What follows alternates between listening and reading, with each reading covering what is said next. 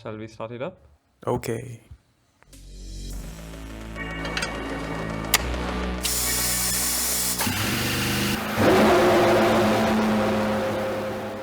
Hi, welcome back to another episode on Racepod. It's the Italian Grand Prix weekend, held at Monza, which is also called the Temple of Speed, the fastest track on the calendar.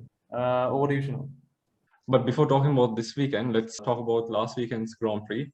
Max won his home Grand Prix, standing on the top of the podium wearing the Dutch flag like a cape. He also regained the lead in the Drivers' Championship leaderboard. Hamilton took second place in the race, followed by Bottas in third. In doing so, Bottas overtook Lando Norris on the leadership board, taking third place. Okay, then, over to some news and updates in the Formula One world. Bottas signed a contract with Alfa Romeo. He'll be racing for Alfa Romeo from 2022 onwards. And then George Russell signed a contract with Mercedes AMG F1. And then Alex Albon will be replacing George Russell at Williams. Besides that, both AlphaTauri drivers had their contracts extended to next year as well. There have been rumors about Antonio Giovinazzi not being able to retain his seat in the Alfa Romeo team for next year. Kimi has been self-isolating since last week, and Robert Kubica will be taking his place this weekend as well. Getting back to talking about the race this weekend at Monza, we have Kehan and Kavin with us from last week. Kehan, can you tell us a little bit about the track? Yes, Monza is also a very historic track. It's been there since 1949 on the Formula One calendar, and they've only missed it once in 1980. So there's recurring races all these years, and so we're back again at Monza. And about the track itself, it's 5.8 kilometers long, and there'll be 53 laps. There are 11 turns, and all of them have very Italian names. For example, there's Curva Grande, and then there's Curva di Lesmo, and then also Variante Ascari, and also the last turn, which is a very crucial turn, which is Curva Parabolica. And yes, that's about the track itself. And there's also the old Monza track, which is also called the Monza Oval, which was last used in 1969 because it was deemed too dangerous, and now it's not used other than a photo shoot location. And so yeah, it's banked at around 39 degrees. Yes, and more facts about this track. You could say Lewis Hamilton has the fastest lap here, not anyone else. Absolutely no one else, just Lewis Hamilton.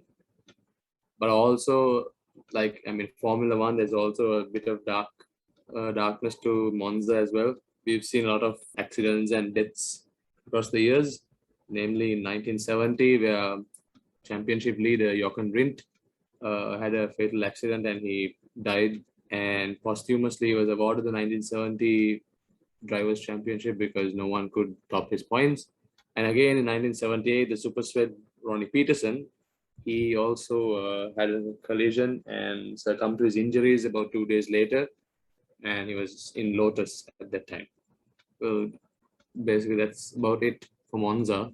Thank you so much, Ken, for that information. So, talking about this race, the qualifying is a little different compared to the other races. So, there's a sprint qualifying as well. For more information on that, we'll have to go towards Kavin. Kavin, please share your knowledge. Yes, so this is the second F1 sprint qualifying this year. So basically, F1 sprint qualifying is a short, fast-paced racing spectacle of over 100 kilometers. In other words, it's different.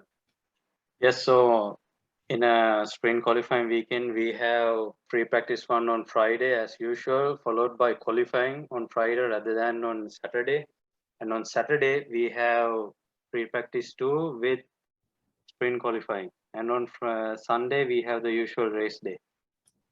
So in free practice 1, a lot of events unfold through the lens of George Russell's helmet cam. We not only saw the beautiful Monza, but also we saw tension between Yuki and Mazepin, as Yuki was in his push lap and Norris was complaining about his brake pedal being spongy.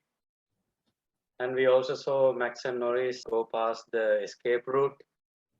And the session was finally ended with a Mercedes lockout with Max sandwiched in between. In qualifying, we saw Max and Gasly's flying laps ruined due to traffic, and at the end of the session, we saw Giovinazzi get in while Russell got out, only to get back in as Tsunoda has exceeded the track limits.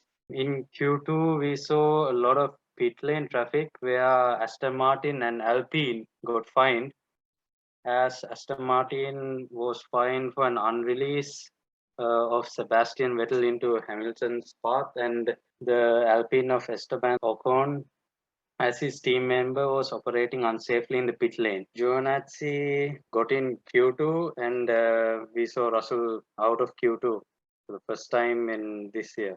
In Q3, we saw a full Mercedes lockout with Max in third, while the McLaren showed good pace, and the star of Q3 was Giovinazzi. Moving on to free practice 2, we saw Sainz crash just like in Zandvoort, while Leclerc had to switch to all power unit due to issues from qualifying. And we also saw Valtteri Bottas lock up and went hard over the sausage curbs. Nearing the end of free practice 2, we heard Leclerc say over the radio that he needs to stop. Later on, we found out that he was feeling a bit unwell. And the session was ended with another Mercedes front row lockout with Lewis, Bottas and Max. So we started with the F1 sprint this time, the new format.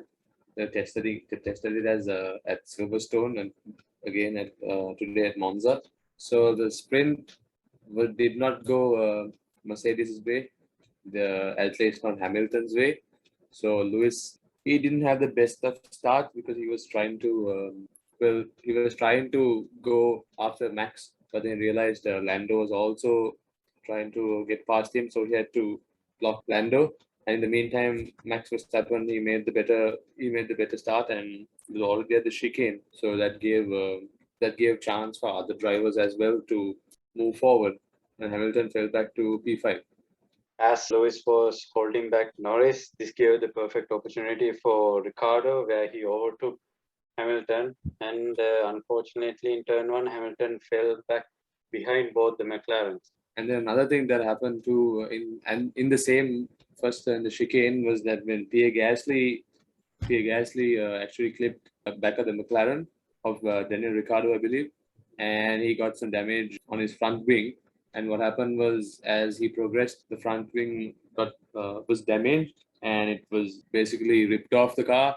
It went underneath the car, and he lost his grip, and he couldn't save the car, and he went and he was in the barriers, and his race was over.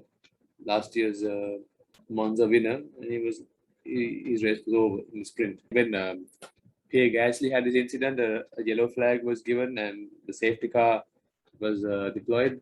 While the safety car was out, Yuki Tsunoda had an incident with Robert Kubica, and Robert Kubica was sent for a spin, full 180 spin, I would say, and Yuki Tsunoda had to pit for a new front wing.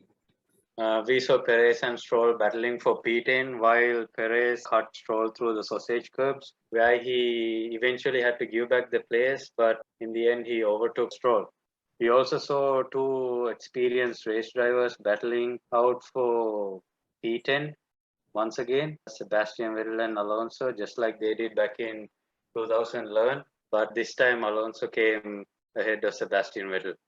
However, Valtteri Bottas came first, followed by Max Verstappen. Daniel Ricciardo came third, Norris fourth, and Lewis Hamilton fifth. Even though Bottas came out on top today, tomorrow he won't be starting from pole. It'll be Max starting from pole, and Bottas will be starting from the back of the pack. And this is because Bottas had his power unit replaced. So that's the penalty he'll be serving for tomorrow's race. All right, so now on to something fun. Race predictions. Yeah. So I'm guessing that it'll be Max, Hamilton, and then I would like to see one of the McLarens coming third, which will, I would like to say Daniel, but then there's a chance that it can be Lando as well. So it'll be Max, Hamilton, and then Ricciardo, hopefully. Tarusha? Okay, so I feel like Lewis Hamilton might get his 100th win today at Monza, and Max might come second. And I want Daniel Ricciardo to be on the podium, so hopefully Daniel Ricciardo third. So are you saying Hamilton comes on top just so that you don't jinx his win? Yeah, exactly. That's what. Okay. Yeah. Uh, yeah. Okay. So, Kehan. Well, I'd like to say, I'm not superstitious, so I don't believe in jinxing. So I'd like to say Max Verstappen winning the Monza Grand Prix. I believe, I believe that Lewis might make it in the podium at P2, and I would love to see when Chanel said one of the McLarens, I'm going to say one of the McLarens, yes, but not Lando. He's had his fame. I'd like to see Daniel Ricciardo on the podium. So that's P1 Max, P2 Lewis, and P3 Danny Rick. Kavin. I would also agree with what Kehan said. Yeah, and at the same time, I would also like to say that we would see some awesome overtaking by Sergio Perez and Alonso. Yeah, that's about it. And also strategy, you know, maybe we could see safety car, maybe not, maybe 2-stop, 1-stop. Who knows? Red flag. But hopefully no red flag. Yeah. Maybe yellow flag. Yeah. Anyway, that's it for this installment of Racepod.